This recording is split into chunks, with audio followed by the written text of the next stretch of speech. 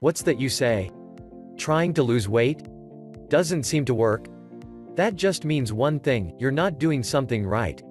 But no worries, here are 5 of the major metabolic factors which will help you conquer that fat tissue before you know it. We all know the cliché pieces of advice which convince you to exercise more, take supplements to boost your metabolism, eat fewer calories, and so on, and so forth. But here's the thing, you need to think of your body as a temple. Yes, this is also a cliché sentence, and start at the very foundations. If you don't take care of those first, all your other efforts will be worthless, and your temple will crumble. Translation: you will gain even more weight, through the incorrect methods you might be using. These 5 factors will teach you how to get to know your foundation and build up from it, hence, lose those pounds.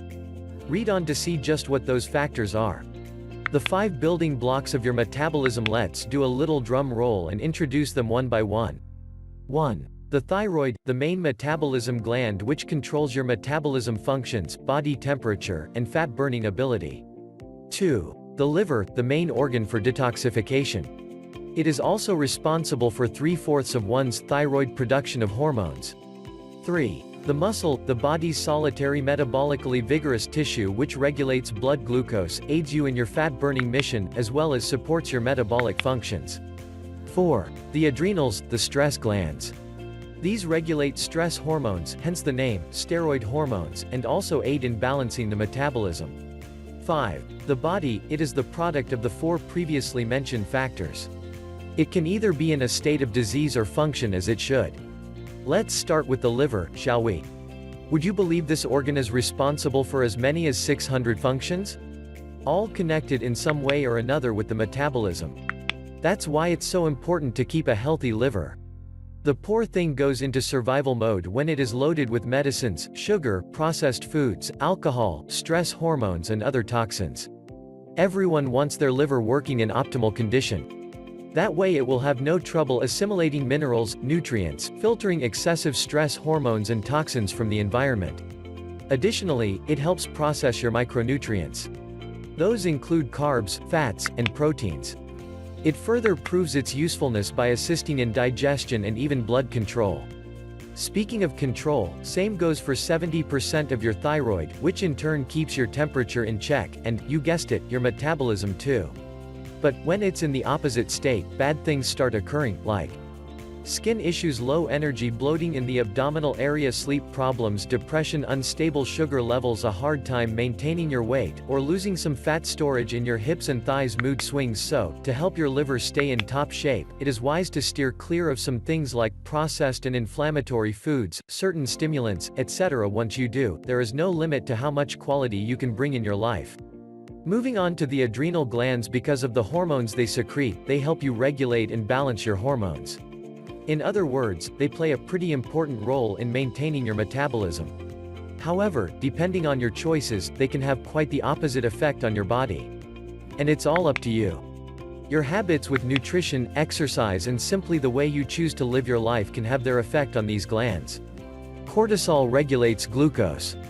It also regulates proteins and fats, and shows its practicality by keeping an eye on your metabolism. But that's not all. Cortisol helps you control inflammation, and regulates your blood pressure too.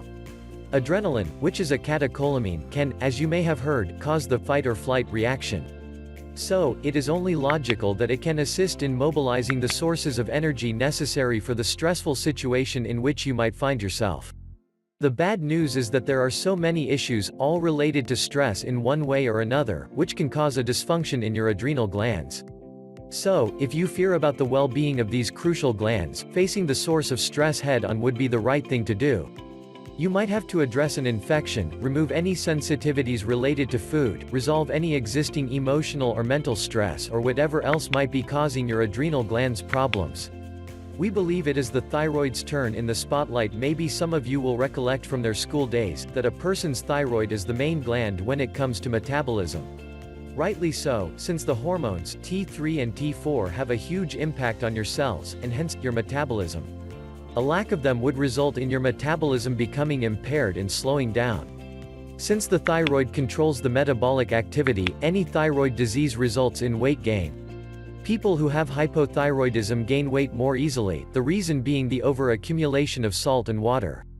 And oppositely, people with hyperthyroidism are more prone to losing weight. But let's not rush and think that thyroid hormones are the answer to all our weight loss prayers. They may also be the reason for muscle protein loss, and that's never good news for your body's health. Here are ways to help with a low thyroid: minimize stress. To minimize adrenal exhaustion, take care of the underlying causes. Other than stress, there are plenty of other hidden reasons for a low thyroid, including gluten, nutritional deficiency, food allergies, heavy metals. Exercise. Do some exercise which stimulates the thyroid, thus naturally boosting its function. Optimize your nutrition. Eat more nutritious food. Mainly, food which contains omega-3 fats, saturated fat, selenium, zinc, iodine. If you do these, your thyroid will become a powerful metabolism booster. The connection between muscles and metabolism. Muscles have a great impact on your metabolic rate, and they look fantastic too. Combining forces with the thyroid, lean muscle also regulates your metabolic rate. In fact, when it comes to burning body fat, muscle tissue is the way to go. So, the more muscle mass you have, the fewer calories you need to maintain it, and the more calories you burn. Additionally, the less muscle your body has, the more insulin-resistant your risk of becoming. The reason is that our insulin receptors are located in our muscles. You do not want to become insulin-resistant while still having a sweet tooth. But in the case that you are, here are 3 scenarios to what happens. Scenario number 1, the glucose in your body helps you boost your metabolism and build lean muscle. In this case, you burn calories and, as a pleasant consequence, fat. Scenario number 2, this scenario isn't too bad either, as your liver stores the glucose as glycogen to use it as an energy source when needed during your day. Scenario number 3, but here's the bad what if. Let's say your glycogen stores are full, your muscle mass is inefficient, your daily diet is imbalanced, or you simply consume too many carbohydrates. In this particular case, the glucose has nowhere to go and it floats aimlessly in your blood in the form of fat. That just means your liver has to work overtime creating more insulin, which just leaves that stubborn abdominal fat right where it is. The 2 types of bodies. Since we're on the subject of metabolic rate and weight loss, there are 2 body types, a fat-burning one and a fat-storing one. This sounds like an oversimplified view, but the truth is, once you consider your metabolism and the way it connects to fat loss, it's what you get. So the question is, are you leading a life that contributes to a fat-storing or a fat-burning body? Here are 7 differences between the 2 to make it clearer. Good posture, bad posture, increased thyroid function, decreased thyroid function, healthy digestive system, inflamed digestive system, clean liver, toxic liver, rested adrenal glands, stressed adrenal glands, lean metabolic muscle, visceral, subcutaneous fat. It is crucial to note that these 7 differences are connected to the 5 factors we discussed previously. You are in charge of your metabolism, and choosing which kind to have affects your body type. But what about the factors which cause metabolic stress? Well, not enough carbs, fat or protein in your daily diet, too many processed foods during lunchtime, which inhibit your thyroid and stress out your liver, shorter periods of metabolic workouts rather than long cardio exercises, relying too much on energy drinks and caffeine, which can easily tire out your adrenal glands and cause cortisol, a stress hormone. If you are truly set on rooting out your bad habits that are lowering your metabolism, this is just the first step in the right direction.